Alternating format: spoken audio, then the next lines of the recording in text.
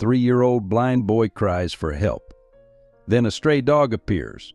What happens next will shock you. Thunder cracked across the darkened sky as rain poured mercilessly over Central Park.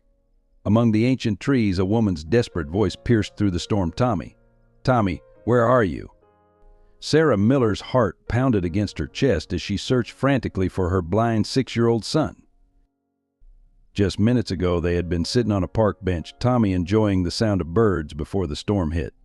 She had looked away for just a moment to answer an urgent call from her employer, another warning about her frequent absences to care for Tommy. In those few seconds, her son had wandered away, drawn by what he later described as a strange, sad sound. "Mommy, I'm scared." Tommy's voice echoed somewhere in the distance, barely audible over the howling wind. Sarah ran toward the sound, her feet slipping on the wet grass. 5 years had passed since she lost her husband Michael in a tragic fire rescue mission, and the thought of losing Tommy too was unbearable. Lightning illuminated the park in harsh flashes, casting grotesque shadows through the trees. Tommy had ventured dangerously close to Turtle Pond, its waters swollen from the rain. "Please, somebody help!" Sarah screamed, her voice breaking with desperation. Then she saw a large shape moving swiftly through the darkness. Her first thought was fear, but as another lightning flash lit up the scene, she glimpsed a dog, its fur matted and scarred, but its movements purposeful and determined. Before she could react, the dog had already reached Tommy, who stood precariously at the pond's edge. The dog gently gripped Tommy's jacket with its teeth, carefully pulling him back from the water. As Sarah finally reached them, she saw Tommy's hand rest on the dog's wet fur, a look of wonder spreading across his face despite his fear. "An angel came," Mommy, Tommy whispered as Sarah wrapped him in her arms. "I heard it crying behind the trees, and then it found me." Sarah looked at the dog, which stood watching them with intelligent eyes that seemed to hold years of pain and wisdom. Its scarred face and thin frame told a story of hardship, yet there was something noble in its bearing, something that reminded her painfully of Michael's unwavering courage. Thunder rolled again, but this time Tommy didn't flinch. His hand remained buried in the dog's fur, and somehow Sarah knew their lives would never be the same. Life hadn't been kind to Sarah Miller since that fateful day 5 years ago when Michael, her firefighter husband, sacrificed his life saving a family from a burning apartment complex. His death left her alone with their 2-year-old son Tommy, who had been born blind due to a rare congenital condition. The weight of single parenthood crushed down on her shoulders, made heavier by the mounting medical bills and the specialized care Tommy needed. Her in-laws, the prestigious Miller family, had never fully accepted her, a middle school teacher from a modest background. Richard Miller, her father-in-law, had always viewed her marriage to Michael as beneath his son's status. After Michael's death, their subtle disapproval turned into open hostility. "You're not equipped to raise Tommy alone," Elizabeth Miller, her mother-in-law, would say during their increasingly rare visits. "He needs special care, resources that you simply cannot provide." Sarah's tiny apartment in Queens became both sanctuary and prison. Each morning began before dawn, preparing Tommy's medications, making breakfast, and getting him ready for his special education program. Her salary barely covered their basic needs, forcing her to take evening tutoring jobs while a kind elderly neighbor watched Tommy. The constant juggle between work and Tommy's care meant she was always exhausted, always running behind, always one crisis away from collapse. The school administration grew increasingly impatient with her frequent absences, times when Tommy's medical appointments couldn't be scheduled outside work hours, or when he needed emergency care. Her principal's words rang in her ears: "We sympathize with your situation, Sarah, but we need someone reliable." The threat of losing her job loomed constantly, a sword dangling over their precarious existence. The hardest part wasn't the financial strain or the exhaustion, it was watching Tommy struggle in a world that wasn't built for him. Simple tasks became monumental challenges. Each bruise from bumping into furniture, each tear of frustration when he couldn't do what other children did, cut deep into Sarah's heart.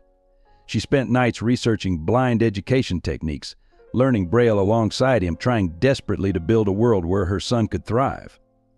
Her own family lived across the country in California, unable to provide more than occasional phone calls and well wishes. The Millers, despite their wealth and resources, offered help only with strings attached, suggesting Tommy would be better off living with them, attending an expensive boarding school for the blind, away from his inadequate mother. "Think about what's best for him," Richard would say, his voice dripping with condescension. "You're being selfish, keeping him in these conditions." The custody threats began subtly at first, casual mentions of lawyers, pointed questions about Tommy's care during their visits. Then came the certified letters, the formal evaluations, the surprise inspections from child services prompted by anonymous concerns. Sarah knew who was behind them, but she couldn't prove it. The Millers' influence ran deep in the city, their connections reaching into every institution that could help or hurt her case. Yet Sarah refused to break. Every morning she found strength in Tommy's smile, in his unwavering spirit despite his challenges. She learned to navigate the social services system, fought for every accommodation at his school, and built a small network of sympathetic neighbors who helped when they could. Her love for Tommy burned fiercer than any disapproval, stronger than any threat. Mommy Tommy would say, his unseeing eyes somehow finding her face, "You're the best mommy in the world." Those words became her armor, her reason to keep fighting against the odds stacked against them. She might not be able to give him everything the Millers could offer materially, but she could give him what they couldn't: unconditional love and the freedom to be himself. Tommy Miller's world was painted in sounds, textures, and scents. At 7 years old, he had never seen the sun, but he could feel its warmth on his face and describe the way it made the air dance around him. His fingertips had become his eyes, reading stories through braille dots and understanding the world through touch. His acute hearing could identify neighbors by their footsteps before they even spoke, and he knew every creak and groan of their old apartment building. But the world wasn't always kind to a blind child. At the local playground, mothers would hurriedly pull their children away when Tommy approached, whispering warnings about being careful around the blind boy. He could hear their hushed conversations, their misplaced pity, and their unfounded fears that his condition might somehow be contagious. The isolation cut deep, leaving Tommy to swing alone or create adventures in his mind while other children played together. School was a daily battlefield. Despite being in a special education program, Tommy faced constant challenges. Some teachers viewed him as a burden, an interruption to their normal routine. Other students, mimicking their parents' prejudices, either avoided him or, worse, turned his disability into cruel jokes. "Hey, blind boy," they would taunt, moving his things around and laughing when he couldn't find them. The school administration often dismissed these incidents as kids being kids. Yet Tommy possessed an extraordinary spirit. While his classmates learned their ABCs through picture books, he mastered Braille with determination that amazed his therapists. His imagination soared beyond his physical limitations. In his mind, he could run faster than anyone, climb the highest mountains, and see colors through their sounds. "Blue sounds like water rushing," he would explain to his mother. "Red feels warm like hugs." The community's prejudice extended beyond the schoolyard. At the grocery store, people would talk over his head as if he couldn't understand them. "Poor thing," they would say to Sarah, "it must be so hard." Tommy would grip his mother's hand tighter, wishing they could understand that being blind didn't mean being broken. He was different, not less. His grandfather's expensive gifts, talking computers and high-tech aids, came with the weight of expectations and judgment. "If only he were living with us," Richard Miller would say within Tommy's earshot, "he could attend the finest schools for the blind."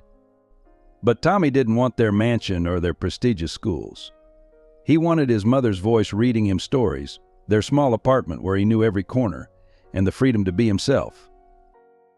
Some nights, when the loneliness felt too heavy, Tommy would sit by his window, listening to the city's symphony car horns, distant sirens, the rustle of leaves in the park across the street. He created stories about each sound, imagining adventures he couldn't see but could feel in his heart. His mother found him there one evening, tears silently rolling down his cheeks. "Why don't they want to be my friends, Mommy?" he asked, his voice small in the darkness. Despite everything, Tommy developed an extraordinary empathy for others. He could hear sadness in voices that smiled, sense fear behind brave words, and offer comfort with a wisdom beyond his years. His music teacher discovered his gift for piano, his fingers finding emotions and melodies that moved listeners to tears. In those moments, sitting at the old piano in the school music room, Tommy wasn't the blind boy anymore. He was an artist, a creator, a soul that could see beyond sight. His world might have been dark, but Tommy filled it with his own light. Each morning he greeted the doorman with a smile that could warm the coldest heart. He named the plants on their windowsill, talking to them as he helped his mother water them. And when other children did play with him, usually newcomers who hadn't yet learned the community's prejudices, Tommy's joy illuminated the playground brighter than any sun could. Before he became Tommy's guardian, Max bore a different name and carried a prestigious badge as one of the NYPD's most decorated rescue dogs. Under Officer James Wilson's handling, he had saved countless lives, his keen sense of smell and unwavering courage making him legendary among the K-9 unit. His specialty was finding lost children, and his gentle approach with young victims earned him the nickname the Child Whisperer among the force. Everything changed during a devastating warehouse fire 3 years ago. Max had led the rescue team to a group of trapped workers, but as they were evacuating, a burning beam crashed down. Without hesitation, Max pushed young rookie Officer Martinez out of the way, taking the full impact himself. The injury left him with a severely damaged hind leg and deep scars across his face. The department's veterinarians did their best, but they determined he would never return to active duty. The transition from hero to invalid broke something in Max's spirit. Officer Wilson, facing pressure from both the department and his own family, made the difficult decision to retire Max. The plan was to keep him as a family pet, but Wilson's wife feared the injured dog might be unstable around their newborn baby. Against Wilson's wishes, she surrendered Max to a local shelter while her husband was away on assignment, leaving only a note explaining her decision. At the shelter, Max's scars and limping gait made potential adopters nervous. Children who might have loved his gentle nature were pulled away by parents worried about his size and history as a working dog. The shelter staff tried to explain his heroic past, but people only saw what they feared: a large, scarred dog with unpredictable potential. Months passed, and Max retreated further into himself, spending his days gazing through the shelter's chain-link fence at the busy street beyond. The final blow came when the shelter faced overcrowding. Despite his distinguished service record, Max was placed on the euthanasia list. The night before his scheduled appointment, during a severe thunderstorm, he managed to escape. Perhaps it was instinct, or perhaps fate, but he found himself drawn to Central Park, where he had once trained for search and rescue operations. For weeks, Max lived in the shadows of the park, avoiding dog catchers and well-meaning citizens who tried to approach him. His tactical training helped him survive, but his heart remained wounded. He watched families play, children laugh, and dogs walk happily with their owners, remembering a time when he too had a purpose, a home, a life of meaning. His injured leg meant he couldn't run as fast or jump as high as before, but his mind remained sharp.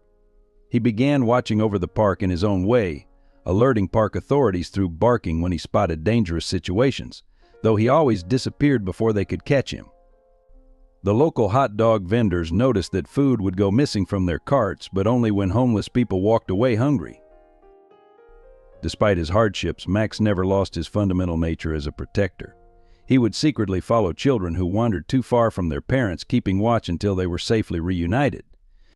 His presence became an urban legend in the park, the mysterious scarred dog who appeared when needed and vanished like a shadow.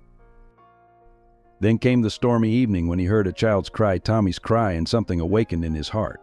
In that moment, Max found what he had been waiting for: a chance to be needed again, to protect again, to love again. The morning after the storm, Max appeared on their apartment building's doorstep, his scarred face and watchful eyes drawing concerned looks from residents. Tommy, however, recognized him immediately by his distinct footsteps. "Mom, it's my angel from the park," he exclaimed, his hands reaching out instinctively. The dog approached with remarkable gentleness, allowing Tommy's small fingers to explore his face, never flinching even when they traced his scars. Sarah watched with a mixture of gratitude and apprehension. "Tommy, we can't keep him," she said softly, already calculating their tight budget. "We barely manage as it is, and a dog needs food, veterinary care." But her words trailed off as she witnessed something extraordinary. Tommy, usually hesitant in new environments, was walking confidently with his hand resting on Max's back, the dog instinctively adjusting his pace to the boy's steps. "He helps me see, Mommy," Tommy explained, his face glowing with joy. "He tells me when to step up or down, just like your voice does." Indeed, Max was gently nudging Tommy's leg before each curb, stopping at intersections and positioning himself between the boy and any approaching pedestrians. It was as if he'd been trained for this very purpose. The building manager, Mr. Peterson, emerged from his office with a stern expression. "Mrs. Miller, that dog can't stay here." Building policy strictly prohibits pets, especially large breeds. He eyed Max suspiciously, noting the scars and slight limp. "Besides, it could be dangerous. Look at those scars, clearly been in fights." Tommy's grip on Max's fur tightened. "He's not dangerous," he protested, tears forming in his unseeing eyes. "He saved me. He's my friend." Max responded by gently licking Tommy's hand while maintaining a respectful distance from others, his behavior impossibly dignified despite his rough appearance. Sarah found herself torn between her son's happiness and the practical realities of their situation. The last thing they needed was trouble with the building management or additional expenses. "Tommy, sweetheart," she began, kneeling beside him, "I know you love him, but we have to think practically. Where would he sleep? How would we afford his food?" "He can share my room and my food," Tommy insisted, his voice trembling with emotion. "Please, Mom. He makes the darkness less scary." The simple honesty of his words struck Sarah deeply. She had spent years trying to help Tommy navigate his world of darkness, and here was this dog doing it naturally, instinctively. Over the next few days, despite Sarah's attempts to discourage him, Max remained a constant presence outside their building. He never caused trouble, never barked unnecessarily, and seemed to vanish whenever animal control came by. Each morning he was there to greet Tommy, and each evening he watched from a distance as they entered the building. The turning point came during Tommy's piano practice at school. Usually Sarah had to leave work early to walk him to his lesson, straining her already tenuous relationship with her employers. But that Thursday, running late from a staff meeting, she arrived to find Tommy already safely at the music room with Max lying patiently outside the door. "He walked me here, Mom," Tommy explained excitedly. "He knows the way. He stopped at all the right places and kept me safe from the construction on Madison Avenue." The music teacher confirmed, watching the remarkable scene, the dog guiding Tommy with incredible care and awareness, better than many human guides she'd seen. Still, Sarah resisted. "We just can't, Tommy," she repeated, though her resolve was weakening. "What if he gets sick? What if he hurts someone?" But even as she spoke these words, Max's behavior contradicted every concern. He remained calm around other children, showed no aggression toward other dogs, and demonstrated an almost supernatural awareness of Tommy's needs. One evening, Sarah overheard Tommy talking to Max through the building's front door. "I know Mom's scared," he whispered. "Ever since Dad died, she's scared of losing things, but I'm not scared when you're here. You make the world bigger for me." Max's soft whine in response carried such understanding that Sarah felt tears welling in her eyes. That night, watching Tommy sleep peacefully for the first time in months, Sarah made her decision. They would find a way to make it work, whatever it took. Because sometimes she realized love and healing come in unexpected forms, even in the shape of a scarred, limping dog who had somehow found his way to their door. News of Sarah's decision to keep Max spread through the neighborhood like wildfire, igniting a firestorm of opposition. The morning after Max officially moved in, Sarah found a petition taped to her door, signed by 12 neighbors demanding the dangerous animal be removed from the building immediately. The signatures included Mrs. Henderson from 4 Billion, who had always been kind to Tommy, and the Rodriguez family who used to watch him after school. The building's monthly residents meeting turned hostile. "What if it attacks our children?" demanded Mrs. Peterson, the manager's wife, clutching her toddler closer. "Those scars tell a story that dog's been in fights." Others chimed in with their concerns. "It could have rabies. What about our property values? It's probably aggressive. Just look at its size." Sarah stood alone at the podium, trying to explain Max's gentle nature, but her voice was drowned out by the angry murmurs. The situation worsened when someone anonymously reported them to animal control. Officers began making regular visits, responding to calls about an aggressive stray, even though Max was now legally registered to Sarah. Each time they found no evidence of aggression, but the constant scrutiny wore on Sarah's nerves. Parents at Tommy's school joined the crusade. "Keep that beast away from the playground," snapped Jennifer Watson, the PTA president, when Sarah brought Tommy to school with Max. "What if it mistakes our children for prey?" She circulated emails warning parents about the dangerous dog situation, encouraging them to complain to the school board. The school principal, Dr. Roberts, called Sarah into his office. While we sympathize with Tommy's situation, he said, choosing his words carefully, we can't have a dog on school premises. It's a liability issue. When Sarah explained that Max helped Tommy navigate safely, Dr. Roberts suggested more traditional solutions like a human aid, something their insurance would never cover. Even Tommy's special education teacher, M.S. Brown, expressed concerns. I understand he helps Tommy, she said during a parent-teacher conference, but what message are we sending to other students? That it's okay to bring stray animals to school. The irony of teaching inclusion while practicing exclusion seemed lost on her. The local coffee shop where Sarah sometimes took Tommy for weekend treats posted a "No Dogs Allowed" sign, though they'd previously welcomed service animals. The owner avoided Sarah's eyes when she questioned the policy change. It's just business, he mumbled. Other customers don't feel safe. The campaign of ostracism affected Tommy deeply. Playdates were canceled. Birthday party invitations dried up. Parents he'd known since preschool crossed the street to avoid walking near Max. Why do they hate him, Mom? Tommy asked one evening, his voice small. He's never hurt anyone. Indeed, throughout all the controversy, Max's behavior remained impeccable. He stayed close to Tommy, ignored provocations from other dogs, and maintained a dignified calm even when people hurled insults or threats. His obvious devotion to Tommy and careful attention to the boy's safety spoke louder than any defense Sarah could offer. The final straw came when Sarah received a letter from the building's management company. Due to numerous complaints and safety concerns, it read, "You must remove the animal within 30 days or face eviction proceedings." The letter cited building bylaws about dangerous breeds and community safety, though Max's breed was unidentifiable due to his mixed heritage. That evening, as Sarah read the letter with trembling hands, she heard Tommy in his room talking to Max. "Don't worry," he was saying. "Mom won't let him take you away. You're family now." The dog's head rested in Tommy's lap, his eyes watching the door as if standing guard against the world's cruelty. Sarah realized they were fighting more than just fear of a dog. They were fighting prejudice, ignorance, and the human tendency to reject anything different or scarred. Max's physical appearance had become a mirror for people's own fears and biases, while his true nature, gentle, protective, intelligent, was ignored by all except those who took the time to know him. As she watched Tommy navigate their apartment with newfound confidence, his hand resting lightly on Max's back, Sarah made a decision. They wouldn't give up. Just as she had fought for Tommy's rights and dignity, she would fight for Max's place in their family. Because sometimes she realized the most important battles are fought not just for ourselves, but for those who cannot speak in their own defense. The first hint of a darker threat emerged on a quiet Sunday afternoon in Central Park.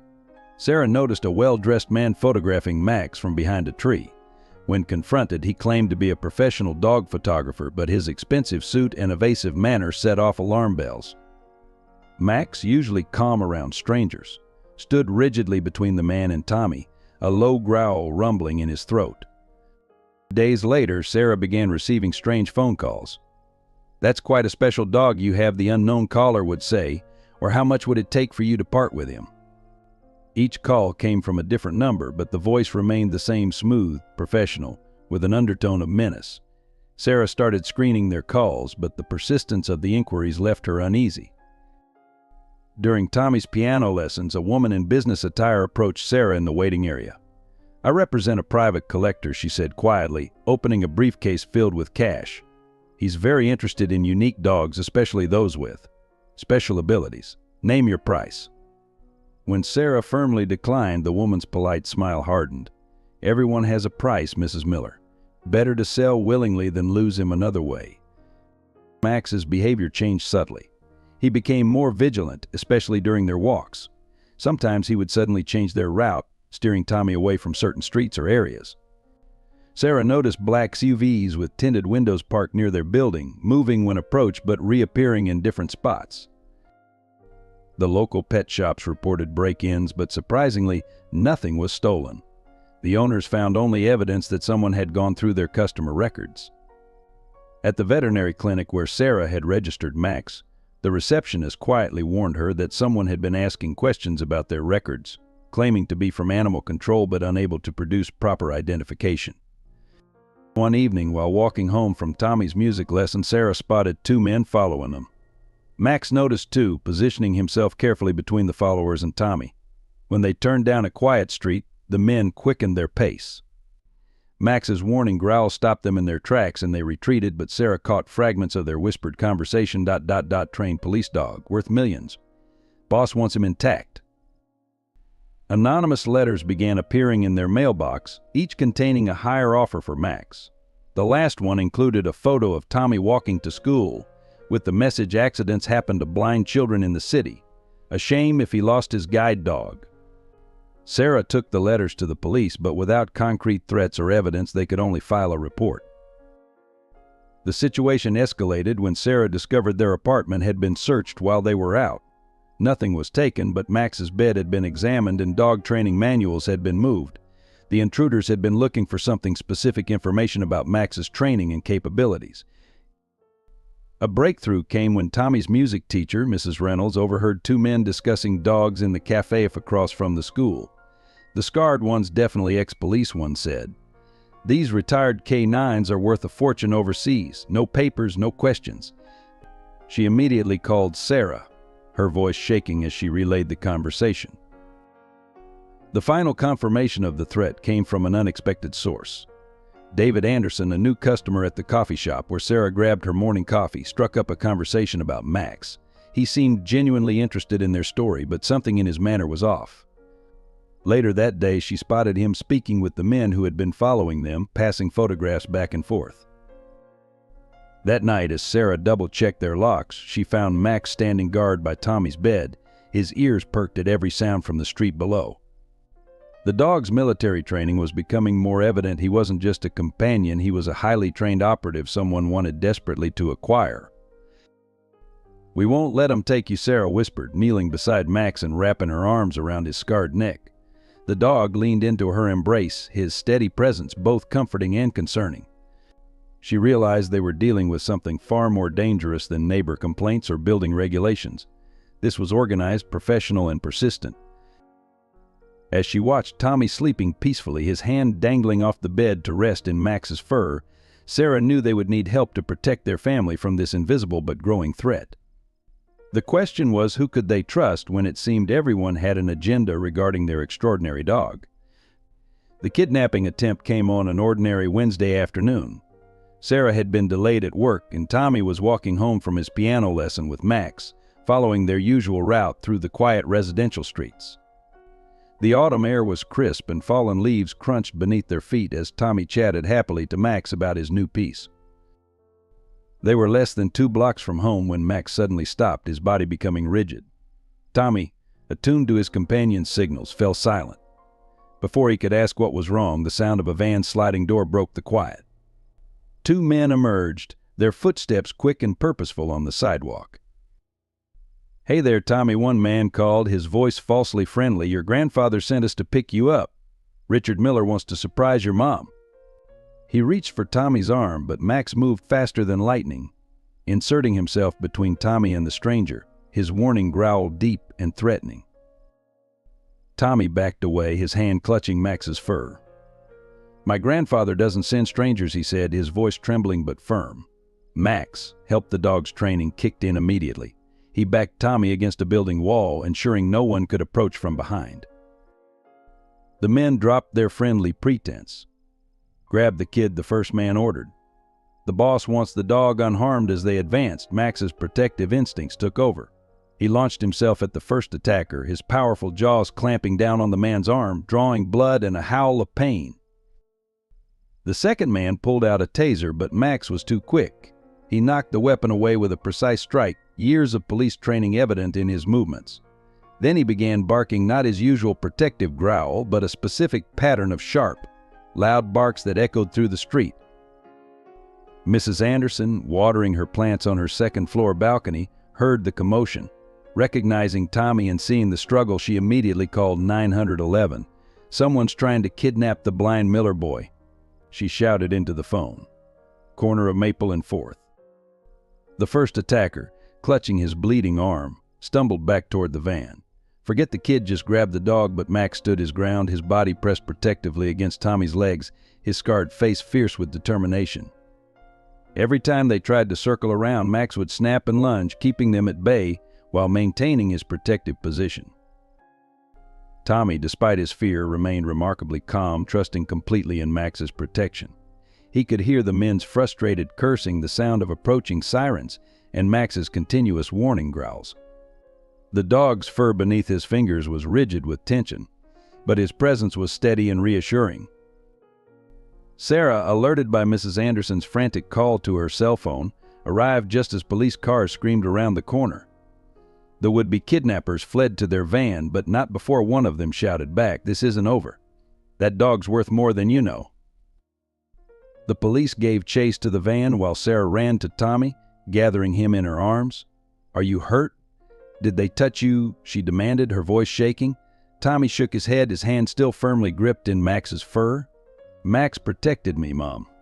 He knew they were lying about grandfather. Officer Jenkins, taking their statement, was particularly interested in Max's behavior. This wasn't random, he noted, watching the dog maintain his protective stance even as he allowed Sarah to check Tommy for injuries. The dog's responses were tactical, military, or police trained, and they seemed more interested in him than the boy. As they walked the final blocks home, surrounded by police escorts, Sarah noticed how Max continuously scanned their surroundings, his body tense and alert. Even after they were safely inside their apartment, he positioned himself by the door, watching, waiting, prepared for any threat. That night, after Tommy had finally fallen asleep, Sarah found Max still awake, his eyes fixed on the bedroom door. She sat beside him on the floor, wrapping her arms around his scarred neck. "You saved him," she whispered, tears falling into his fur. "You saved my baby." Max leaned into her embrace, but his vigilant posture never relaxed. The attempted kidnapping marked a turning point. It was no longer just about keeping a beloved pet. They were protecting a member of their family who had proved willing to risk his life for them. And somewhere out there, someone was willing to go to dangerous lengths to take him away. The attempted kidnapping gave Richard and Elizabeth Miller the ammunition they'd been waiting for. 2 days after the incident, Sarah received a hand-delivered letter from Preston Associates, the Millers' high-powered law firm. The document was clear they were suing for emergency custody of Tommy, citing Sarah's reckless endangerment of their grandson. "You brought a dangerous stray dog into your home," Richard Miller thundered during their confrontation in the building's lobby. "Tommy could have been killed because of your irresponsible decisions." Elizabeth stood beside him, her designer handbag clutched like a shield. "We've been patient, Sarah, but this is the final straw. Tommy needs proper protection, not some unpredictable street animal." The initial court hearing was set for the following week. The Millers' lawyer, James Preston, presented a damning case: a single mother working multiple jobs, living in an unsafe neighborhood, and now harboring a potentially dangerous dog. "Your Honor," he argued, Ms. Miller's judgment is questionable at best. She's placing her emotional attachment to a stray animal above her son's safety. Sarah's court-appointed lawyer seemed overwhelmed by the Millers' legal team. They presented testimonies from neighbors about Max's aggressive behavior, carefully edited security footage showing him growling at strangers, and expert opinions about the dangers of keeping former police dogs as pets. The fact that Max had actually protected Tommy was twisted into evidence of his violent tendencies. "Consider the pattern," Preston told the judge. "First, Mrs. Miller refuses to accept help from Tommy's grandparents. Then she endangers him by keeping an untrained attack dog. Now Tommy's been targeted by criminals. The Millers can provide round-the-clock security, private tutors, and the best medical care available." The worst blow came when Child Protective Services arrived for an unannounced inspection. They found Sarah's apartment spotless, but cited concerns about Max's presence. While the dog appears well-behaved, their report noted, the potential risk to a vulnerable child cannot be ignored. Tommy, required to speak with a court-appointed child psychologist, desperately defended his mother and Max. "They're trying to take me away from my family," he sobbed during one session. "Max isn't dangerous. He's my best friend, my eyes. Please don't let him separate us." The psychologist noted his deep attachment to both Sarah and Max, but the Millers' lawyers argued this emotional dependency was unhealthy. The custody battle took its toll on their already strained finances. Sarah's savings dwindled as she tried to hire a better lawyer. She started missing more work for court appearances and meetings with social workers. The Millers, sensing her vulnerability, made their offer they would drop the custody suit if Sarah voluntarily sent Tommy to their preferred boarding school for the blind without Max. "Think about Tommy's future," Elizabeth urged during a mediation session. "Our grandson deserves the best education, the best opportunities. You can visit him on holidays." The suggestion of such limited access to her son made Sarah physically ill, but the mounting legal pressure was becoming overwhelming. Their only ally in the family, Michael's younger sister Rachel, finally spoke up. "This is wrong," she told her parents. "Michael would never want Tommy taken from Sarah. He chose her as his wife, as Tommy's mother, despite your disapproval. Are you really honoring his memory by trying to destroy the family he loved?" The Millers responded by cutting Rachel out of their will. Their determination to gain custody seemed to grow stronger with each passing day. They hired private investigators to document Sarah's every move, looking for any mistake they could use against her. When they discovered she'd been late picking Tommy up from school twice in 1 month due to work obligations, they immediately filed it as evidence of neglect. Through it all, Max remained a steady presence, seemingly understanding the gravity of the situation. He stayed closer to Tommy than ever, his protective instincts heightened by the constant tension. At night, Sarah would find them together in Tommy's room, the boy sleeping peacefully with his hand in Max's fur, while the dog maintained his vigilant watch. The court battle was far from over, but with each passing day, Sarah felt her grip on her small family weakening. The Millers' resources seemed infinite, their influence far-reaching. Yet every time she considered giving in, she would watch Tommy and Max together, the perfect understanding between them, the way Max anticipated Tommy's every need, the absolute trust and love they shared, and she knew she had to keep fighting, no matter the cost. The final notice came on a rainy Thursday morning. Principal Davidson called Sarah into his office before classes began, his expression grave as he handed her the termination letter. "I'm sorry, Sarah," he said, not quite meeting her eyes. "But we've documented 15 absences in the past 2 months. The school board's decision is final." Sarah stared at the letter, her hands trembling. Each absence was carefully listed: court appearances, meetings with social workers, Tommy's emergency doctor visits, and the days she'd been late due to police interviews about the kidnapping attempt. The school had been patient at first, but even their sympathy had limits. "What about my students?" she asked, thinking of her 6th grade class preparing for their end-of-year tests. "They need consistency right now." Principal Davidson shuffled papers on his desk uncomfortably. "We've arranged for a permanent substitute. Your severance package includes 3 weeks' pay, and of course we'll provide a reference." Walking through the empty hallways one last time to clear out her classroom, Sarah felt the weight of defeat pressing down on her. The colorful posters she'd created, the reading corner she'd furnished with her own money, the wall of student artwork, all of it had to be packed away. Her colleagues avoided eye contact as she carried boxes to her car, though she noticed Mrs. Thompson, the math teacher, quietly slipping a card into her final box. The timing couldn't have been worse. The custody battle had drained their savings, and their health insurance, crucial for Tommy's ongoing medical care, would end with the month. The Millers' lawyers would surely use this as evidence of her inability to provide stability for Tommy. That evening, as she tried to explain to Tommy why she wouldn't be going to school anymore, her son's response broke her heart. "Did I cause this, Mom?" he asked quietly. "Because I need so much help." Max, sensing the tension, pressed his head against Tommy's knee, offering silent comfort. "No, sweetheart," Sarah assured him, fighting back tears. "None of this is your fault. We're just going through a rough patch, but we'll figure it out." She didn't tell him about the past due rent notice, or that she'd started skipping meals to make their food stretch further. The next few days became a blur of job applications and interviews, but each potential employer's enthusiasm cooled when she explained her situation: single mother, blind child with medical needs, ongoing custody battle, and a large dog that had to stay with them. "We'll keep your resume on file" became a familiar dismissal. Her temporary job at a local tutoring center barely covered groceries. The evening shift at a nearby diner meant leaving Tommy alone with Max for hours, though the dog proved more reliable than any babysitter, alerting neighbors if Tommy needed help. Still, Sarah knew it was only a matter of time before the Millers' investigators discovered her working 2 jobs, leaving Tommy unsupervised.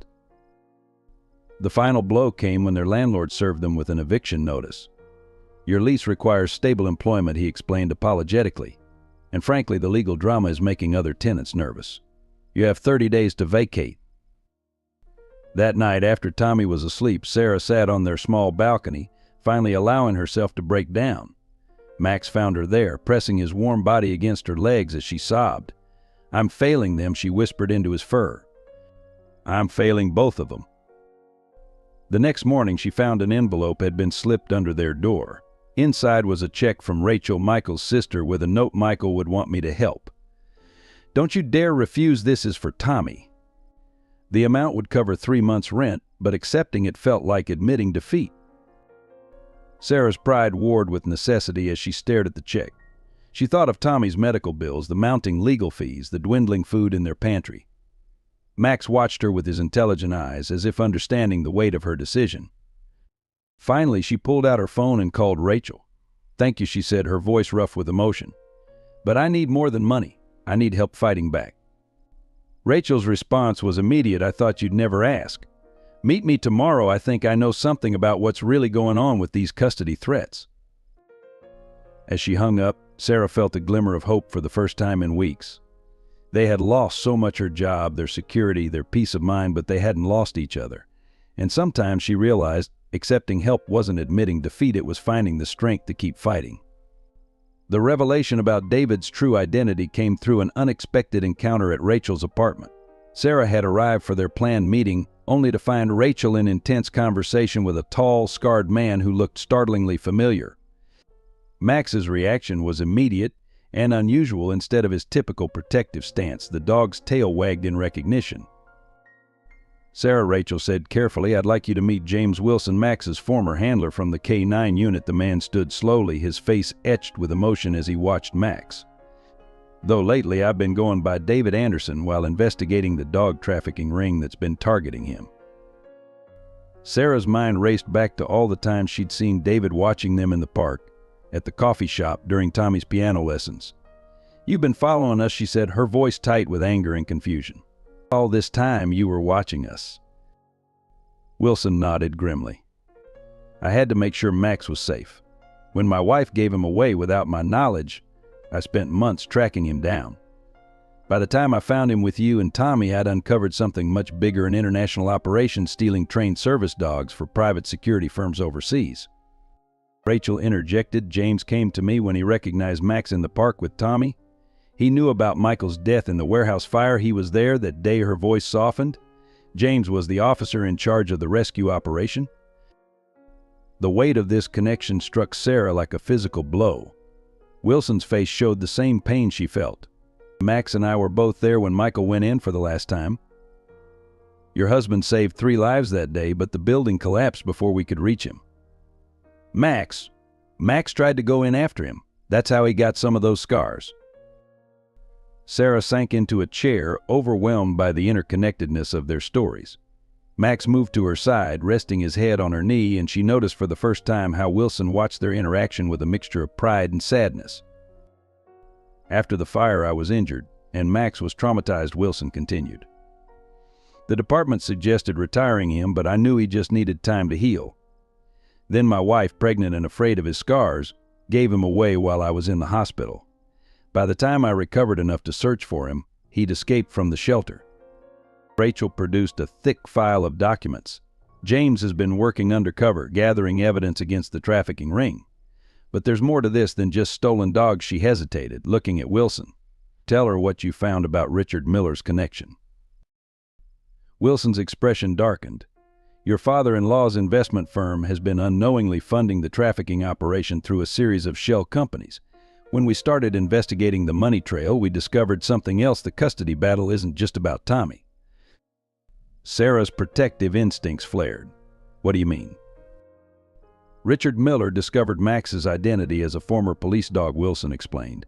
"He's been working with the traffickers, promising to deliver Max to them once he gains custody of Tommy. The kidnapping attempt wasn't random, it was orchestrated to prove you're an unfit mother." The pieces began falling into place: the suspicious accidents, the constant surveillance, the convenient timing of the custody suit. But why? Sarah demanded. Why would Richard do this to his own grandson? Rachel's voice was bitter. "Money. The trafficking ring offered millions for Max, given his unique training. Richard saw a way to gain both Tommy and a profitable business connection. He probably convinced himself he was doing what's best for everyone. Wilson pulled out his badge, not a local police badge, but one identifying him as a federal agent. "We've been building a case against the trafficking ring for months. Max is our key to bringing down the entire operation, but we needed to keep him safe without tipping our hand. That's why I stayed in the shadows, watching over your family." Sarah thought of all the times she'd felt watched, protected by an unseen presence. The night of the kidnapping attempt, those weren't random police sirens, were they? Wilson shook his head. "We had a team following you. When Max started his alert barking a specific pattern we trained him to use in emergencies, we moved in." He remembered his training perfectly. Pride tinged his voice as he looked at his former partner. "So what now?" Sarah asked, her hand instinctively finding Max's fur. "How do we protect Tommy and Max from both the traffickers and his own grandfather?" Wilson leaned forward, his face serious. "We're ready to move on the trafficking ring, but we need your help. Richard Miller doesn't know I'm involved, doesn't know about the federal investigation. If we play this right, we can protect your family and bring down the entire operation." "But it means taking a risk," Rachel added softly. "It means using the custody hearing to expose everything, the trafficking, Richard's involvement, all of it. Are you willing to do that?" Sarah looked at Max, who had moved to sit between her and Tommy's empty chair, still protecting, still faithful. She thought of her son's love for the dog who had become his eyes, his guardian, his best friend. She thought of Michael, who had died trying to save others, and how Max carried on that same spirit of protection and sacrifice. "Tell me what you need me to do," she said firmly. "It's time we fought back." The trafficking organization's pressure escalated rapidly after the failed kidnapping attempt. Sarah began finding dead flowers on their doorstep each morning, a clear message that they were being watched. Anonymous text messages arrived at all hours, photographs of Tommy at school, Max during their walks, even Sarah at her new diner job. Each image carried the same threatening message: time is running out. The organization grew bolder, moving beyond mere intimidation. One morning, Sarah discovered Max's food had been tampered with. Wilson's testing revealed traces of sedatives. They had to start keeping Tommy and Max indoors after dark when suspicious vehicles began circling their block repeatedly. The building's security cameras mysteriously malfunctioned on multiple occasions, always coinciding with attempts to breach their apartment. "They're getting desperate," Wilson explained during a tense meeting in Rachel's apartment. "Our investigation is closing in, and they know it. Max is their most valuable target, a fully trained police dog worth millions on the international market." He spread out surveillance photos showing men in suits meeting with Richard Miller outside his office building. "Your father-in-law promised to deliver Max through legal means, but the organization's losing patience." Sarah's new job at the diner became a nightmare of constant vigilance. Strange men would sit for hours ordering nothing but coffee, watching her every move. Her manager found threatening notes demanding information about her schedule. One night, while closing up, she discovered all 4 tires of her car had been slashed. The message was clear: they could reach her anywhere. The organization even infiltrated Tommy's school. A new teaching assistant appeared in his class, showing unusual interest in Max. Wilson's background check revealed she was connected to known trafficking operatives. The school administration, already wary of Max's presence, proved unhelpful when Sarah raised concerns. "We can't investigate every employee based on a parent's paranoia," the principal dismissed. Rachel's own investigations revealed the frightening scope of the operation. "They've got people everywhere," she reported grimly. "Police, private security, even animal control. They're building a network to trap you legally and illegally." She had discovered multiple false complaints filed against Max, each designed to create a paper trail supporting his removal from Sarah's custody. The worst incident came during one of Tommy's piano lessons. 2 men posing as animal control officers attempted to seize Max, claiming they had orders regarding a dangerous animal.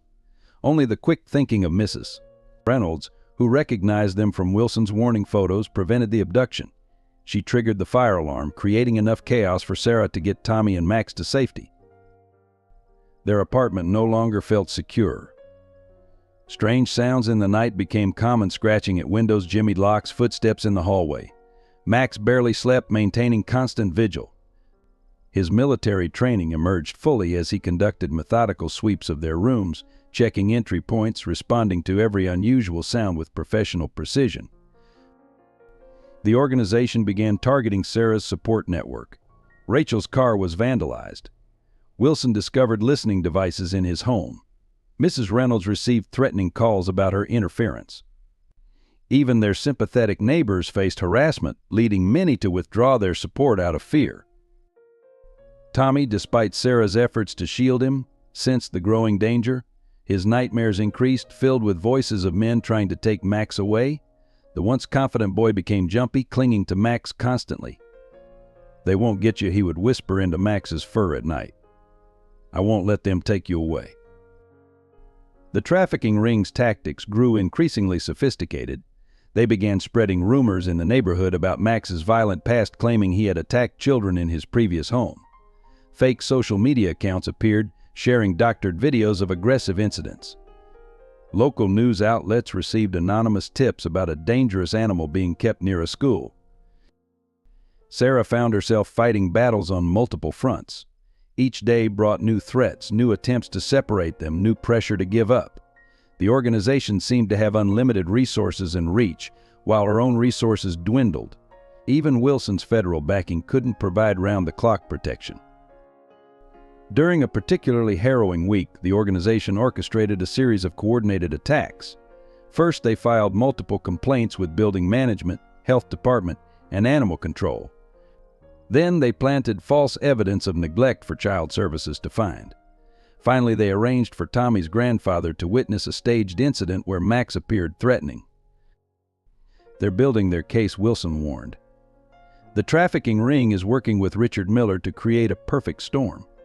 When they move, it'll be with both legal and illegal pressure. We need to act before they do." He showed Sarah surveillance photos of known operatives meeting in upscale restaurants, planning their next move. The weight of constant vigilance took its toll on everyone. Sarah lost weight from stress, jumping at every sound. Tommy became withdrawn at school, trusting no one but Max. The dog himself showed signs of strain, though his dedication never wavered. He would often position himself in Tommy's room at night, facing the door, ready to defend his family until his last breath. The community's turn against Sarah began with a series of orchestrated incidents at Tommy's school. Parents started a petition demanding Max be banned from school grounds, citing safety concerns. The PTA held an emergency meeting where Elizabeth Miller, playing the concerned grandmother, tearfully described a near-miss incident where Max had allegedly snapped at a child, a completely fabricated event that nonetheless spread like wildfire through parent groups. Local media picked up the story, running sensationalized headlines: "Dangerous dog near school, parents fear for children's safety," and "Blind boy's mother refuses to remove threat." The coverage was clearly biased, featuring carefully selected interviews with concerned citizens who were actually connected to the trafficking ring. Sarah's attempts to present their side of the story were either ignored or edited to make her appear unstable. The custody battle took a vicious turn when Richard Miller's lawyers presented new evidence to the court.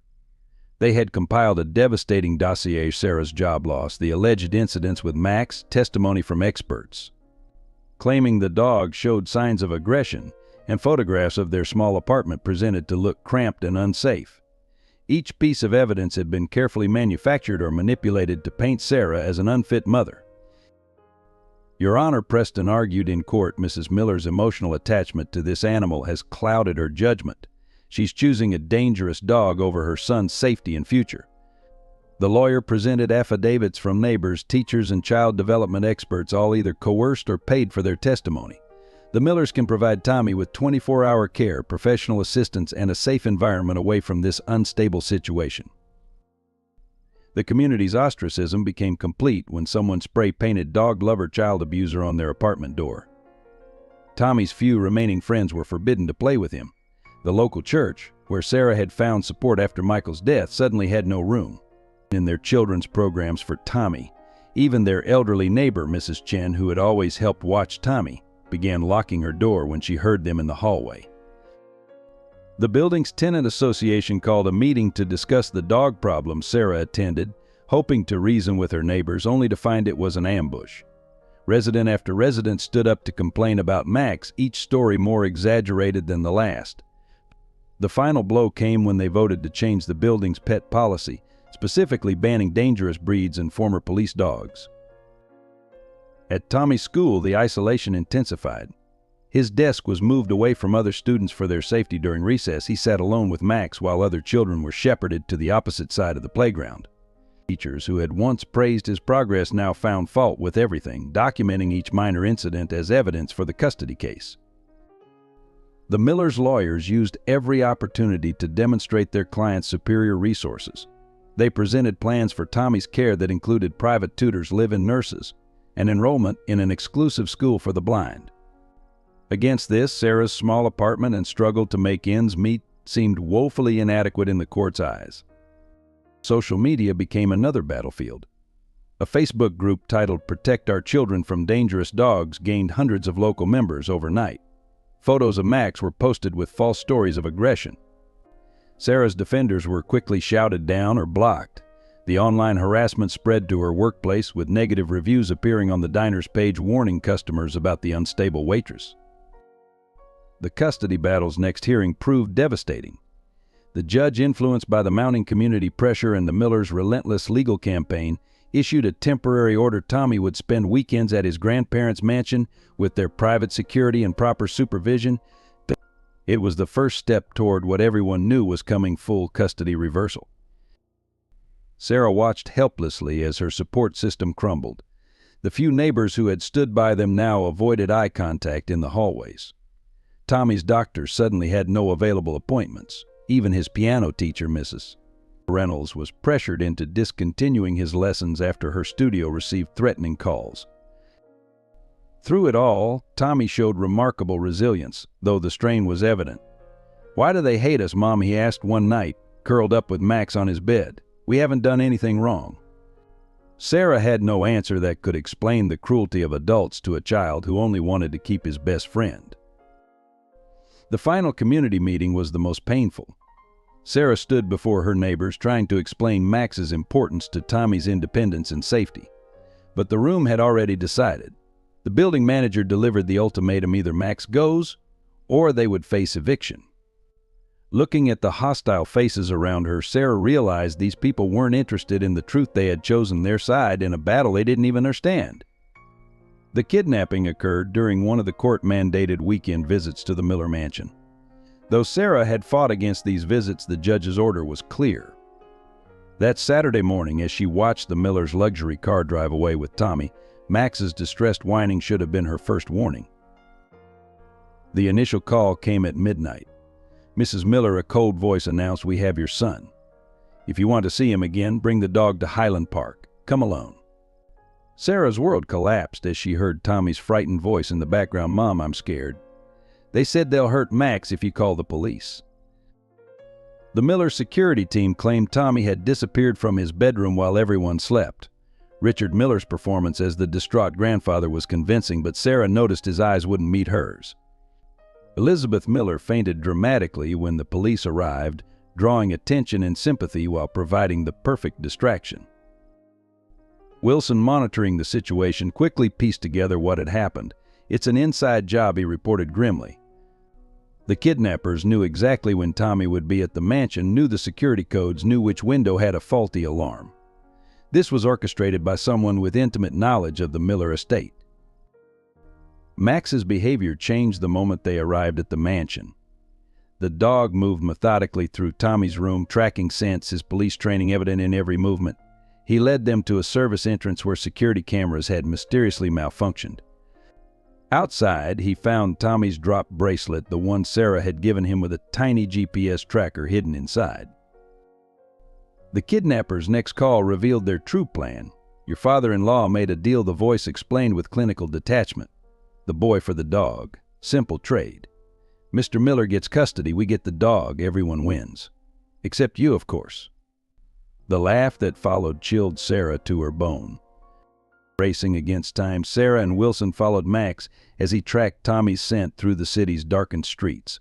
The dog moved with singular purpose, ignoring distractions, focused entirely on finding his young charge. His training as a search and rescue dog emerged fully as he led them through a maze of abandoned warehouses. The trail led to the industrial district, where empty buildings loomed like shadows against the night sky. Max's behavior became more urgent, his tracking more intense. They found signs of Tommy's presence, a shoe print here, a disturbed dust pattern there. The kidnappers had moved quickly but not carefully enough to evade a trained police dog. Sarah's heart nearly stopped when they heard Tommy's cry echo through the empty streets. Max froze, ears forward, every muscle tense. The sound came again, a child's voice, frightened but brave. "I won't tell you anything about Max. You're bad people." The kidnappers had chosen their hideout carefully, an abandoned textile factory with multiple exits and clear sightlines. Wilson spotted at least 4 armed men patrolling the perimeter. Through a dirty window, they could see Tommy tied to a chair, surrounded by men in expensive suits who looked more like corporate executives than criminals. Richard Miller's expensive car was parked behind the building, confirming their suspicions about his involvement. Sarah heard his voice through a broken window, discussing terms with someone. "Once we have custody, the dog is yours. My lawyers have already prepared the papers showing Sarah abandoned both Tommy and the animal." The kidnappers' organization became clear as more vehicles arrived, sleek black SUVs with tinted windows. Men in tactical gear unloaded equipment, preparing for what they assumed would be a simple exchange.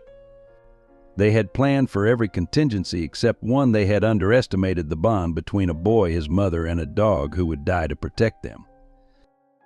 Tommy, despite his fear, remained defiant. Sarah could hear him through the windows, refusing to reveal details about Max's training even as his grandfather demanded answers. "He's not just a dog," Tommy shouted. "He's my best friend, and you're trying to hurt him."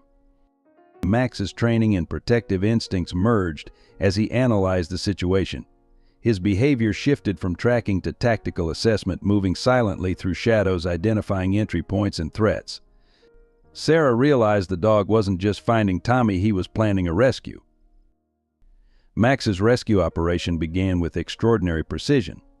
While Wilson called for backup, the dog used his training to create a diversion, knocking over metal barrels on the opposite side of the building.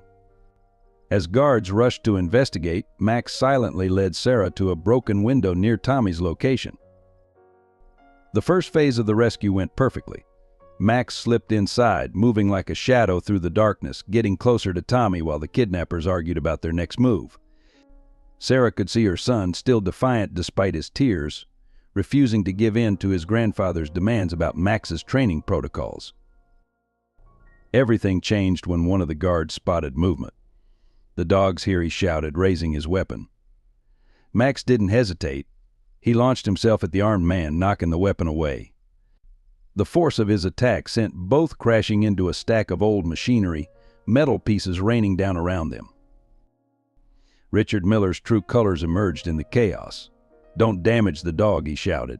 "He's worth millions intact," but his concern for Max didn't extend to his grandson's terror or his daughter-in-law's anguish. He tried to grab Tommy, planning to use him as leverage, but Max was faster. The dog took a brutal hit when he jumped between Tommy and a falling metal beam. The sound of impact was sickening, but Max didn't even whimper. He maintained his protective stance, blood matting his fur, positioning himself between Tommy and every threat in the room. Sarah's heart nearly stopped when she saw Max limping, his right leg clearly injured. But the dog's determination never wavered. He fought through the pain, systematically forcing the kidnappers back, creating a safe corridor for Sarah to reach Tommy. His training merged with pure protective instinct as he calculated every move. The worst moment came when Richard Miller pulled out a concealed weapon. "Enough," he shouted, aiming at Sarah. Max's reaction was instantaneous. He leapt, taking the bullet meant for her. The impact threw him against the wall, but even then he struggled back to his feet, placing himself once more between the threats and his family.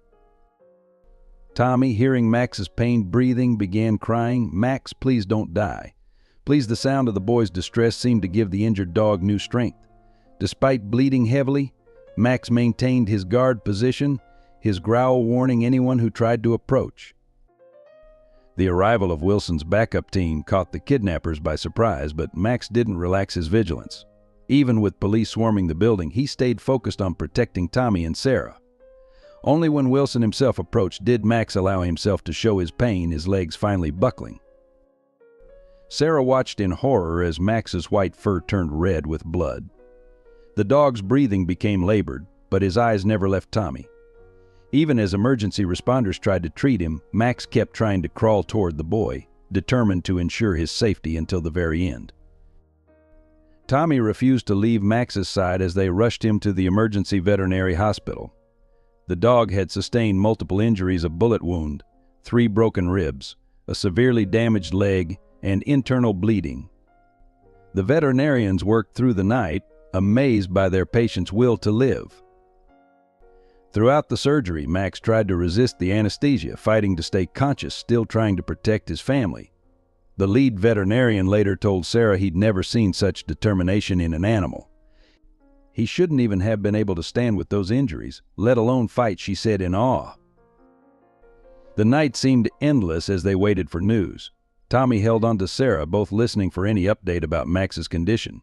"He has to live," Mom Tommy whispered. "He's my eyes, my protector, my best friend."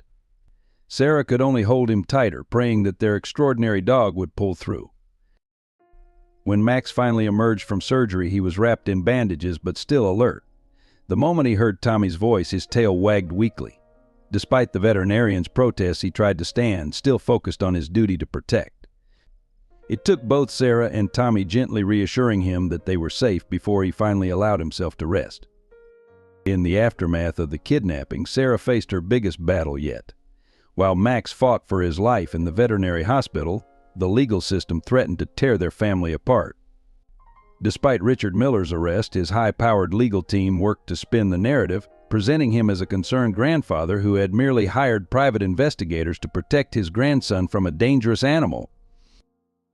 The custody hearing continued even as Tommy was recovering from the trauma. The Millers' lawyers argued that the kidnapping incident proved Sarah's inability to protect her son. If she hadn't brought this dog into their lives, Preston argued before the judge, none of this would have happened. Her poor judgment continues to put Tommy at risk. Medical bills mounted quickly. Max's surgery and ongoing care costs were astronomical, and Sarah's insurance wouldn't cover a pet. The veterinary hospital required daily payments, threatening to terminate treatment if the bills went unpaid. Sarah sold everything of value she owned: her wedding ring, her car, even her grandmother's antique jewelry. The community began to split into factions. While some neighbors finally saw through the Millers' manipulation, others doubled down on their prejudices. The building manager served them with a final eviction notice, claiming the kidnapping incident had disturbed the peace and violated their lease agreement. Tommy's trauma manifested in nightmares and anxiety attacks. He refused to sleep without knowing Max was safe, spending hours at the veterinary hospital talking to his injured protector. "Max saved us, Mom," he would say repeatedly. "We have to save him too," the boy's therapist reported that separating him from Max now would cause severe psychological damage. Sarah fought back with everything she had.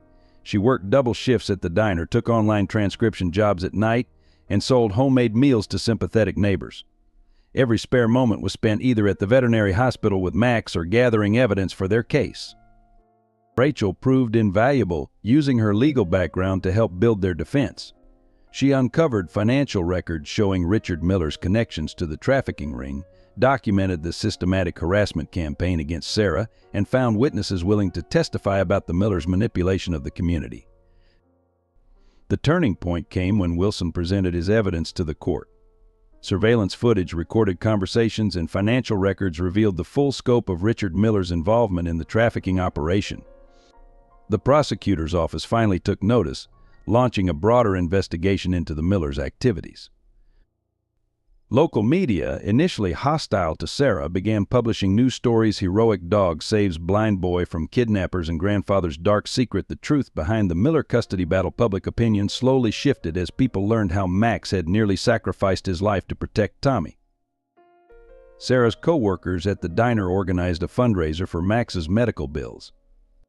The event revealed unexpected allies: former critics who now admitted they'd been wrong, neighbors who'd witnessed the Millers' harassment but had been afraid to speak up, and even some of Tommy's teachers who finally understood the depth of the bond between the boy and his dog. The custody battle reached its climax during a tense hearing. Sarah, exhausted but determined, presented evidence of Tommy's progress with Mac's improved mobility, increased confidence, and enhanced independence. Child psychologists testified about the emotional damage of separating them, but her most powerful argument came from Tommy himself. "Max isn't just a dog," Tommy told the judge, his voice clear and strong. "He's the one who helps me see the world. He protects me, guides me, and loves me. My grandfather tried to hurt him because he wanted money, but Max never stopped protecting me. Please don't take away my best friend." The veterinarians testified about Max's extraordinary recovery driven by his need to return to Tommy. Despite severe injuries, the dog had begun physical therapy ahead of schedule, his determination to heal matching his young charge's faith in him. Even as he learned to walk again, Max's first concern remained Tommy's safety. Sarah's final statement to the court came from her heart. "Your Honor," she said, "we're not just fighting for custody. We're fighting for the right to stay together as a family. Max isn't just a pet or a service animal, he's the missing piece that makes us whole. He brings out the best in Tommy, gives him courage, and shows him that disabilities don't define him. We're not asking for anything except the chance to love and protect each other." The days following Max's heroic rescue brought a new kind of agony. The bullet wound had caused severe internal bleeding, and infection set in despite the veterinarian's best efforts. Max's temperature spiked dangerously high, his strong body weakened by the trauma and blood loss.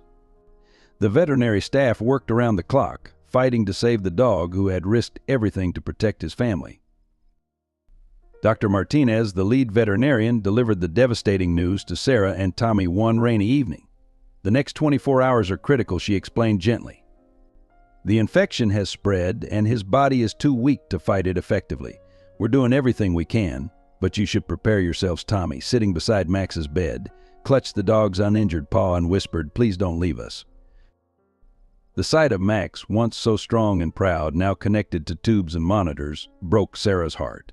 His scarred face was partially hidden by an oxygen mask, and his powerful body lay unnaturally still. Only his eyes showed his fighting spirit, following Tommy's movements whenever the boy was in the room, still trying to watch over him even in his weakened state.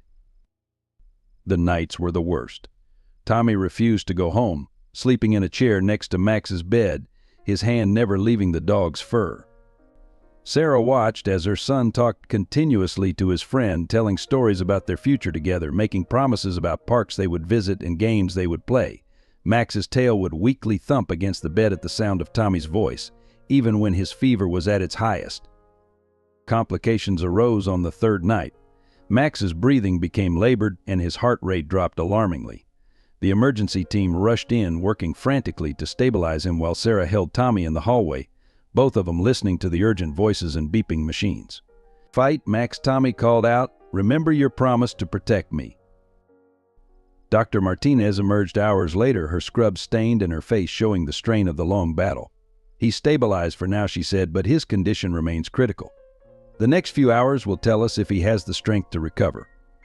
She paused, then added softly, "In all my years of practice, I've never seen a dog fight so hard to stay alive. He's fighting for them, not for himself." Wilson visited daily, bringing his experience with injured K-9 officers to help with Max's care. He would sit with his former partner, talking about their old cases, reminding Max of his training to never give up. "You've got a new mission now, buddy," he would say, his voice rough with emotion. "That boy needs you. Stay strong." The infection finally broke on the 5th day, but Max remained weak. His injuries had taken a severe toll, and the veterinarians worried about permanent damage to his leg. Yet even as he struggled to recover, his protective instincts never wavered. When Tommy had a nightmare during one of his bedside vigils, Max somehow found the strength to lift his head and whine softly, trying to comfort the boy despite his own pain. Sarah spent every spare moment between work shifts at the veterinary hospital, watching the incredible bond between her son and his guardian. She saw how Max would rally whenever Tommy was present, how he would fight against the sedatives to stay alert when the boy was talking to him. The dog's determination to survive matched Tommy's absolute faith in his recovery. As the days turned into weeks, Max's condition remained precarious. Each small improvement was celebrated, each setback met with renewed determination. The veterinary staff began calling him the miracle dog, amazed by his will to live and his constant awareness of Tommy's presence. Even in his weakest moments, Max's eyes never lost their protective watch over the boy who had given him a reason to keep fighting. While Max fought for his life in the veterinary hospital, Sarah received the news she had been dreading. The court had called an emergency hearing to review Tommy's custody in light of recent events. Despite Richard Miller's arrest, Elizabeth Miller's lawyers had filed a separate petition for immediate temporary custody, arguing that Sarah's financial strain from Max's medical bills made her unable to provide adequate care for Tommy. The hospital bills had indeed become overwhelming. Each day brought new charges, specialized antibiotics, multiple surgeries, round-the-clock nursing care. Sarah's savings were depleted, and she had already maxed out 3 credit cards. The veterinary hospital's management, though sympathetic, began making noises about transferring Max to a less expensive facility, one that lacked the specialized care he desperately needed. Elizabeth Miller's offer came through her lawyers. She would pay all of Max's medical bills, but only if Sarah voluntarily surrendered custody of Tommy. "Your son needs stability," the lawyers argued during a tense meeting. "Mrs. Miller can provide the best care for both Tommy and the dog. You have to think about what's best for them." The pressure mounted as Sarah's landlord served final eviction papers. With no savings left and her credit destroyed, finding a new apartment seemed impossible. Child Services flagged their impending homelessness as a critical concern, adding another mark against her in the custody evaluation. Tommy, sensing his mother's distress, tried to be brave. "We can live in a smaller place, Mom," he said one night at the hospital, his hand resting on Max's sleeping form. "I don't need toys or new clothes, I just need you and Max." His words, meant to comfort, only highlighted the impossible choice Sarah faced. The custody evaluator's report painted a devastating picture. It detailed Sarah's financial instability, the trauma Tommy had experienced during the kidnapping, and the ongoing security concerns. While acknowledging the strong bonds between Tommy, Sarah, and Max, it suggested that Elizabeth Miller's wealth and resources might better serve Tommy's needs. Sarah's lawyer, overwhelmed by the Millers' legal team, suggested a compromise: shared custody, with Tommy living primarily with his grandmother while having regular visits with Sarah and Max. "It might be the best deal we can get," he advised grimly. "Otherwise, you risk losing everything." The night before the custody hearing, Sarah sat in Max's hospital room, watching Tommy sleep in the chair beside the dog's bed. Max, despite his weakness, kept his eyes fixed on the boy, his protective instinct undiminished by pain and injury. The sight of them together, her brave, blind son and his faithful guardian, made the choice impossibly harder. Elizabeth Miller made one final attempt to sway Sarah, appearing unexpectedly at the veterinary hospital. "Be reasonable," she urged, her voice soft but insistent. "Tommy needs more than love. He needs resources, opportunities, security. I can give him everything you can't, and Max will receive the best veterinary care money can buy." The custody hearing loomed like a dark cloud, but Sarah's problems multiplied. The veterinary hospital required a substantial payment to continue Max's treatment. Tommy's special education program needed tuition fees she couldn't afford. Her new job was threatening termination due to her constant absences for court appearances and hospital visits. Each night, Sarah would hold Tommy as he cried himself to sleep beside Max's hospital bed, promising him that somehow they would stay together. But in the quiet hours, watching Max fight for his life while Tommy's future hung in the balance, she wondered if her love for them was enough to overcome the crushing weight of reality. The community's judgment reached its crescendo during Max's hospitalization. Local media, fed stories by Elizabeth Miller's PR team, painted Sarah as a mother who prioritized a dog over her child's welfare. "Mother drains family resources on injured dog while son needs care," read one particularly cruel headline. Social media exploded with harsh comments, many from people who had never met them. Tommy's school became a battleground of whispered conversations and pointed stares. Parents openly discussed Sarah's poor choices at pickup time, questioning how she could waste money on veterinary bills when Tommy needed new educational equipment. The PTA president sent a mass email suggesting parents reconsider allowing their children to associate with Tommy, citing concerns about unstable home circumstances. Even the veterinary hospital staff began showing signs of judgment. While the medical team remained dedicated to Max's care, administrative staff made increasingly pointed comments about payment arrangements. Perhaps it would be kinder to consider more. Final options, the hospital manager suggested, avoiding Sarah's eyes. The bills are only going to increase. The building's tenants organized a formal complaint to the housing board, citing Sarah's impending eviction as proof of her unfitness as a mother. Former neighbors who had watched Tommy grow up now avoided eye contact in the hallways, some even crossing to the other side of the street when they saw Sarah coming. Anonymous notes appeared under their door, suggesting Tommy would be better off with his grandparents. Church members who had once supported them after Michael's death now spoke openly about divine guidance and knowing when to let go during a Sunday service. The pastor used their situation as an example in his sermon about misplaced priorities, though he didn't name them directly. The message was clear: Sarah was failing as a mother by refusing to give up Max. The final blow came during a parent-teacher conference where Tommy's teachers, once supportive, presented a unified front of concern about his emotional dependency on Max. They suggested that separation from the dog might be in Tommy's best interest. Ignoring years of progress and independence the pair had achieved together, the school counselor recommended professional intervention to help Tommy develop more appropriate attachments. Local business owners who had known them for years began refusing service. The diner where Sarah worked faced angry calls demanding her termination for being an irresponsible mother. Regular customers requested different servers, leaving 0 tips when forced to sit in her section. Even Tommy's favorite ice cream shop, where Max had always been welcomed, put up a prominent "No Dogs Allowed" sign. The community's harsh judgment peaked at a town hall meeting called to discuss public safety concerns regarding injured animals near schools. Though Max wasn't mentioned by name, speaker after speaker rose to denounce irresponsible pet owners who endanger our children. Sarah sat through it all, holding Tommy's hand, feeling the weight of hundreds of condemning eyes. The truth emerged in a shocking revelation during Richard Miller's bail hearing. As Wilson presented evidence to the court, a familiar name kept appearing in the financial records: Robert Miller, Michael's younger brother, who had vanished from family gatherings shortly after Michael's death. The documents showed Robert as the mastermind behind the entire dog trafficking operation. Sarah's hands shook as she read through Wilson's report. Robert, who had always been the perfect son in Richard's eyes, had used his father's business connections to build an international network of stolen service dogs.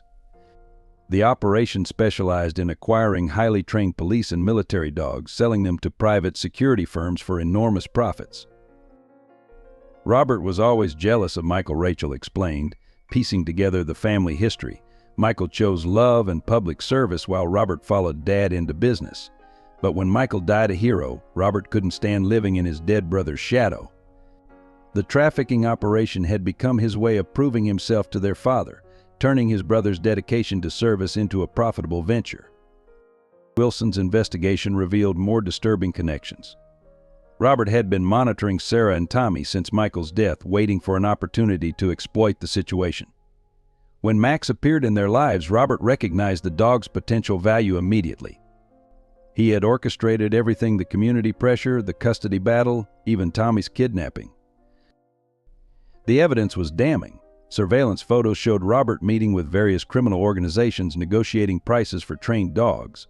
His laptop, seized during the raid, contained detailed files on dozens of stolen service animals, including Max's complete history and training records. He had been planning to sell Max to a private military contractor for over $2 million. Sarah recalled all the times Robert had visited after Michael's death, offering financial help that always came with strings attached. His questions about Tommy's care had never been about concern for his nephew. He had been laying groundwork for the custody battle, creating a paper trail of Sarah's supposed inadequacies as a mother.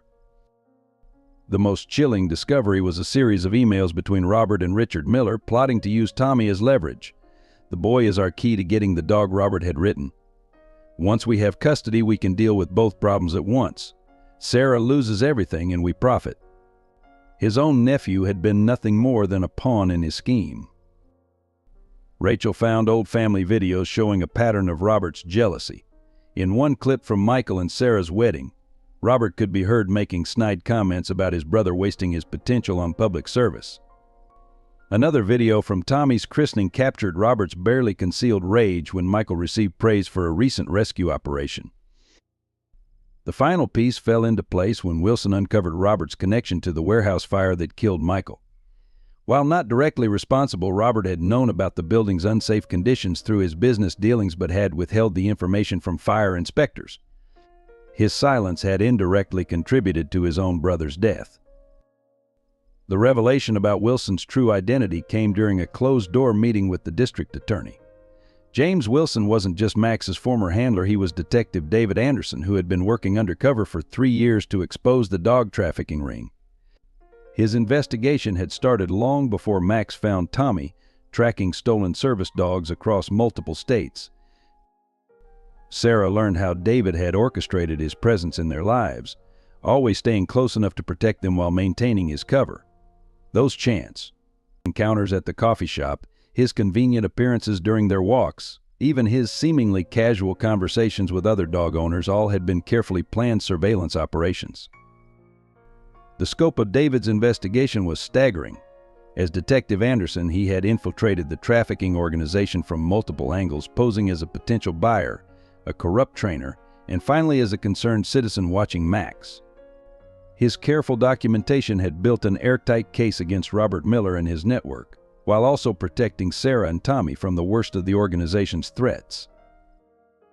"I knew Max would recognize me," David explained to Sarah, showing her his real badge. "That's why I had to stay distant at first. His reaction to me would have blown my cover." He described how he'd watched Max and Tommy develop their extraordinary bond, knowing the dog had found a new purpose that matched his training, protecting those who needed him most. The investigation had required David to make difficult choices. He couldn't intervene during the community's harassment campaign, couldn't openly defend Sarah against the custody threats, couldn't even prevent Tommy's kidnapping. "We needed irrefutable evidence," he explained, his voice heavy with regret. "If we'd moved too soon, Robert would have slipped away, and you'd never have been safe." David's testimony before the grand jury revealed the intricate web of corruption he'd uncovered. Robert Miller had infiltrated police departments, animal control agencies, and even veterinary clinics, creating a network that could identify and acquire valuable service dogs. The operation had stolen over 50 highly trained animals, selling them to private security firms and foreign military contractors. The most poignant moment came when David described finding Max at the shelter years ago, recognizing him as the dog who had tried to save Michael in the warehouse fire. He had been tracking Max ever since, knowing the dog's skills would make him a prime target for the traffickers. When Max found Tommy, David realized fate had given them both a second chance at protecting others. Sarah discovered that many of the coincidences that had helped them weren't coincidences at all. The neighbor who had witnessed Tommy's kidnapping attempt, the coffee shop owner who had warned her about suspicious customers, even the sympathetic nurse at the veterinary hospital, all had been part of David's undercover team, positioned to protect her family while gathering evidence.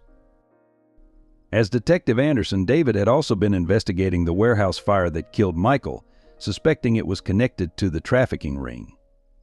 His dedication stemmed partly from guilt. He had been the one who initially trained Max for police work, and he felt responsible for the dog's well-being. Watching Max become Tommy's guardian had brought his mission full circle. The truth about Sarah's struggles emerged in waves as Detective Anderson's investigation became public. Local newspapers, which had once condemned her, now ran detailed exposes of Robert Miller's trafficking operation and the systematic harassment campaign against Sarah's family. Security camera footage showed paid actors staging incidents with Max, while emails revealed coordinated efforts to turn the community against them. The neighbors who had shunned them were horrified to learn how they'd been manipulated. Mrs. Chen, their elderly neighbor, broke down in tears when she discovered the concerned citizens who had warned her about Max were actually Robert's hired intimidators. The building manager, confronted with evidence that he'd been bribed to pursue the eviction, publicly apologized to Sarah at an emergency tenant meeting. Tommy School faced its own reckoning. Records showed Robert Miller had made substantial donations to influence staff against Sarah. The principal, deeply shamed by his role in the harassment, organized a special assembly to welcome Tommy and Max back. Teachers who had criticized Sarah now understood how the dog's presence had dramatically improved Tommy's independence and learning. The PTA parents who had led the campaign against Max were mortified to learn they'd been unwitting pawns in Robert's scheme. Jennifer Watson, who had been most vocal in her criticism, arrived at Sarah's door with tears in her eyes and a handwritten apology. She'd discovered that the incident reports about Max's aggression had been completely fabricated. Local businesses that had banned them now displayed welcome Max signs in their windows. The diner where Sarah worked held a fundraiser for Max's medical bills, with former critics making generous donations. The ice cream shop owner personally removed his "No Dogs Allowed" sign, replacing it with a photo of Max and Tommy, labeled "Our Local Heroes." The church congregation, led by their humbled pastor, organized a special prayer service for Max's recovery. Members who had judged Sarah now brought meals to the veterinary hospital, taking turns sitting with Tommy while Sarah worked. The same people who had quoted scripture about misplaced priorities now spoke of divine intervention in bringing Max to protect Tommy. Even the veterinary hospital staff's attitude transformed. The administrative team, learning how Robert had pressured them to withdraw care, created a special fund to cover Max's remaining treatment costs. The hospital director personally apologized to Sarah, admitting they had failed to investigate the suspicious complaints about payment issues. The most moving response came from Tommy's classmates and their parents. Children who had been kept away from Tommy now begged for play dates. Parents who had crossed the street to avoid them stopped to offer help and support. The isolation that had wounded Tommy so deeply began to heal as his peers finally understood the truth about his extraordinary bond with Max. The path to reconciliation began surprisingly with Elizabeth Miller. After Robert's arrest and Richard's imprisonment, she arrived at the veterinary hospital one evening, her usual perfectly composed facade cracking with genuine remorse. "I was so wrong," she whispered, watching Tommy sleep beside Max's bed. "I thought I was protecting him, but I was only protecting my own pride." The community's support materialized in unexpected ways. The apartment building's residents created a rotation schedule to help with Tommy's care while Sarah worked. Mrs. Chin cooked meals, Mr. Peterson from 4 Billion drove Tommy to his therapy sessions, and the Rodriguez family helped with homework. The building manager not only canceled their eviction but renovated their apartment to make it more accessible for Tommy and Max. Tommy's school underwent a complete transformation. The principal implemented a service dog awareness program using Max's story to teach students about disability rights and animal assistance. Tommy's classmates, now understanding his challenges, became his fierce advocates. They created a buddy system to help him navigate the school, with Max as the proud leader of their little group. Local businesses joined the support network. The diner where Sarah worked adjusted her schedule to accommodate Tommy's needs. The grocery store began delivering their food for free. The veterinary hospital created a payment plan that Sarah could manage, with anonymous donors covering much of Max's ongoing care costs. Elizabeth's change of heart proved genuine. She withdrew all legal claims to Tommy's custody and instead channeled her resources into helping Sarah. She established a trust fund for Tommy's education and medical care, but this time with no strings attached. Michael would have wanted this, she said, finally acknowledging her late son's wishes. The most touching gesture came from Tommy's classmates' parents. They organized a surprise home renovation while Sarah and Tommy spent a weekend at the veterinary hospital with Max. The apartment was transformed with adaptive technologies for Tommy's independence, a special area for Max's recovery, and new furniture throughout. The project brought together people who had once shunned them, working side by side to right their wrongs. Rachel coordinated with Detective Anderson to establish a support foundation for families with service animals, using the Miller family's restitution money as initial funding. The foundation would ensure that no other family would face the challenges Sarah had endured, providing legal support, medical care for service animals, and community education. The transformation extended to the wider community. Local media outlets, which had once vilified them, now featured positive stories about service animals and disability rights. The town council passed new regulations protecting service animals and their families, officially naming it Max's Law, in honor of their brave guardian. Max's recovery became a community event that brought people together in unexpected ways. After weeks of intensive care, the dog's fighting spirit finally prevailed. His first steps in physical therapy drew cheers from the veterinary staff, while Tommy's constant encouragement seemed to give Max extra strength. The once scarred and injured dog gradually regained his strength, though he would always carry a slight limp as a badge of his courage. The official adoption ceremony was held in the town square, attended by hundreds of supporters. Detective Anderson, now publicly acknowledged as Max's former handler, officially transferred Max's service dog certification to Sarah. "This isn't just an adoption," he announced, his voice thick with emotion. "This is recognizing what has always been true. Max chose his family long ago." Tommy stood proudly beside Max during the ceremony, his hand resting on the dog's head as the mayor presented them with a special commendation. Max, wearing a new service vest embroidered with his name and official status, maintained his protective stance even during the celebrations, always alert to Tommy's needs. The veterinary hospital's rehabilitation team worked tirelessly with Max, developing innovative techniques to help him adapt to his injuries while maintaining his service capabilities.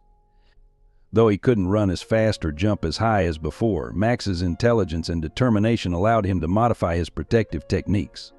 He learned new ways to guide Tommy, compensating for his own limitations while never compromising his guardian duties.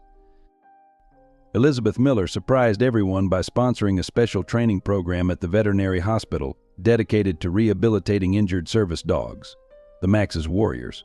The program would ensure that other service animals would receive the same level of care that had saved Max, regardless of their owner's financial circumstances.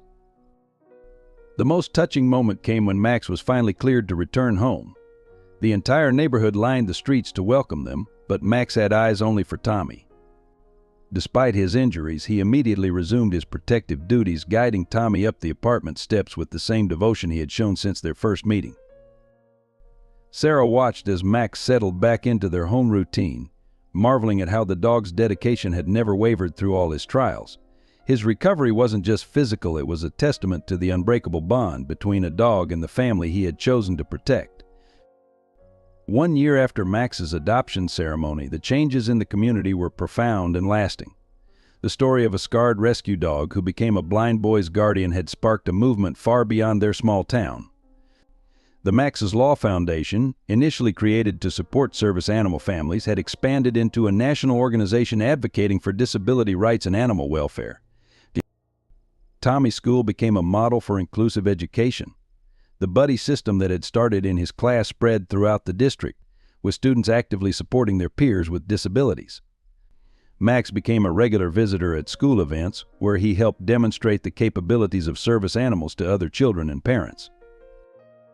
Sarah found her voice as an advocate, speaking at conferences about the importance of service animals and the challenges faced by single parents of children with disabilities. Her experiences helped shape new policies protecting families with service animals from discrimination in housing and employment.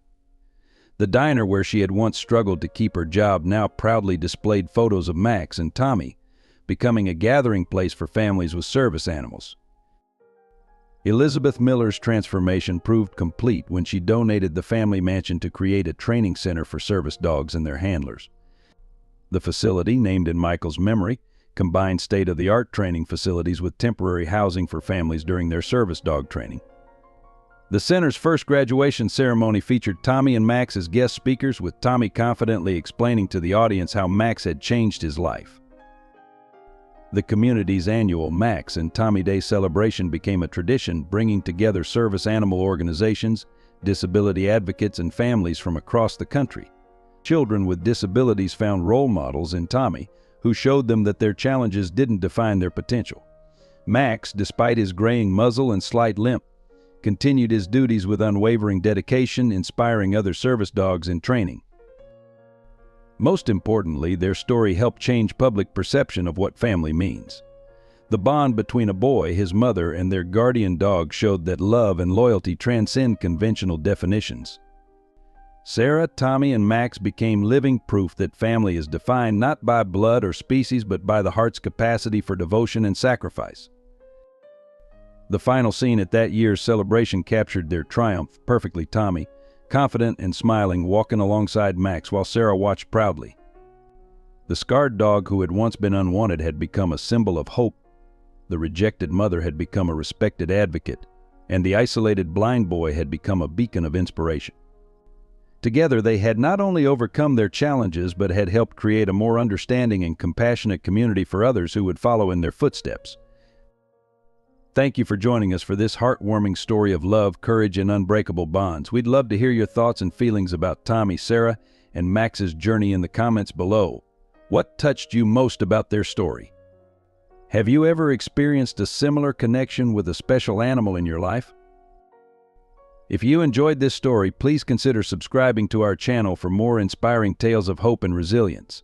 Your support helps us continue creating meaningful content that touches hearts and changes lives. Don't forget to like this video and share it with friends and family who might need a reminder that love knows no boundaries. Stay tuned for more stories that celebrate the extraordinary bonds between humans and animals and the power of unconditional love to overcome any obstacle.